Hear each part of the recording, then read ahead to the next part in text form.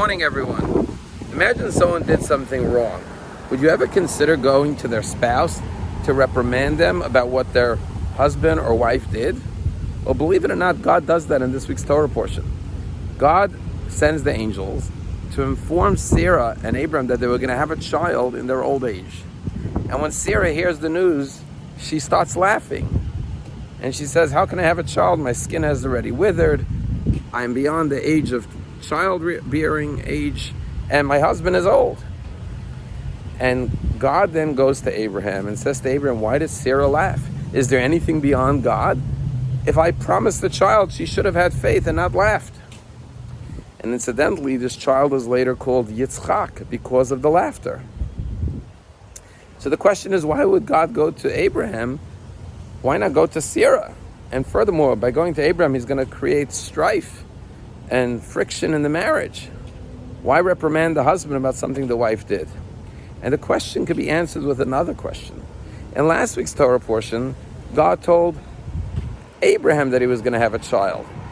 And guess what Abraham did? He also started laughing. And that's why God says the child will be called Yitzchak, because Yitzchak means to laugh. And there we don't find that God reprimanded Abraham for laughing. So why only when Sarah does it does God reprimand her? And why doesn't he reprimand her directly? Why does he go to Abraham? And a very beautiful insight that I once heard is as follows. That indeed, God was not reprimanding Sarah, but rather reprimanding Abraham. Because you see, God already told Abraham he would have a child. Had Abraham disclosed that information to Sarah, that God came and told me we're going to have a child, when Sarah heard it from the angel, she would not have laughed because she would have already heard the news. You only laugh the first time something sounds funny. From the fact that Sarah laughed, God realized that Abraham never told his wife that God had promised them a child. Now, why would Abraham not tell his wife? Perhaps because he didn't want to disappoint her, because she had been trying to have a child her whole life, and he didn't want to let her down with a promise that may not be fulfilled. So by Sarah's laughter, God realized that Abraham did not fully believe the promise that they would have a child. He didn't have true confidence in the promise, and that's why he never told his wife Sarah. So by going to Abraham, God was actually saying, why did Sarah laugh? Which indicates you never told her the news because she's hearing it for the first time. And therefore my question is, why don't you have confidence in my promise and enough trust to be able to tell your wife that I promised you a child? And the power of the story is a very important lesson, that sometimes we don't have enough trust in God's promises. Sometimes we underestimate the strength of God. And that's what God is telling Abraham. Is anything beyond me? Sometimes we think too small. We don't dream big enough because we're limiting God to our own capabilities rather than realizing that you may be limited, but God has unlimited, infinite ability to do even that which you think is beyond the wildest dreams and imaginations, even that which sounds like a joke, like a laughter. And that's why the son is named Isaac, to remind us as Jews that the first Jewish child was born through a miraculous blessing of God that defied any logic or any natural prediction, to the point that both Abraham and Sarah burst out laughing, but yet it came true. And therefore never laugh when you think something is ludicrous or beyond someone's capability. Realize that Hashem can do anything, and therefore ask God for his help, even if you don't see from where you will have the strength and the ability to do it.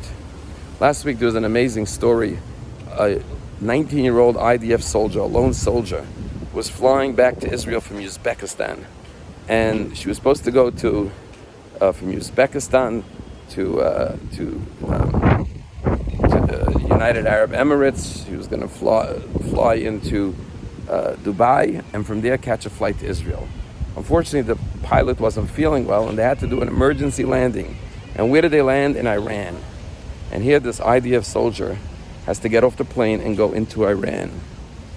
So she immediately called her relatives back in Israel and said, please notify the people, have to be told that I am in Iran. They notified her commander on the base, who notified the head of the IDF, who then notified the Prime Minister's office, Yair Lapid. And Yair Lapid called in the Mossad.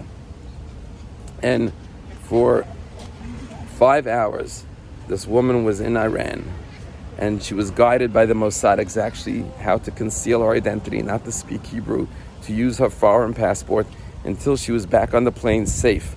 And only after the plane took off did the Iranian officials realize that they had an IDF soldier in Iran, and said they're going to call an investigation to figure out how they did not know that at the time. What could have ended in a terrible tragedy was averted. Why? Because this girl may be only 19 years old, but she had the full strength of the Israeli army, the Israeli government, the Mossad behind her, guiding her, steering her, protecting her to make sure that she's safe. Sometimes we feel we're just one lone individual. We always have to remember that we have Hashem behind us. Hashem, who is the ruler and the creator of the entire universe, takes the time to care, to protect, to guide each and every one of us. And therefore, there is nothing beyond his capabilities.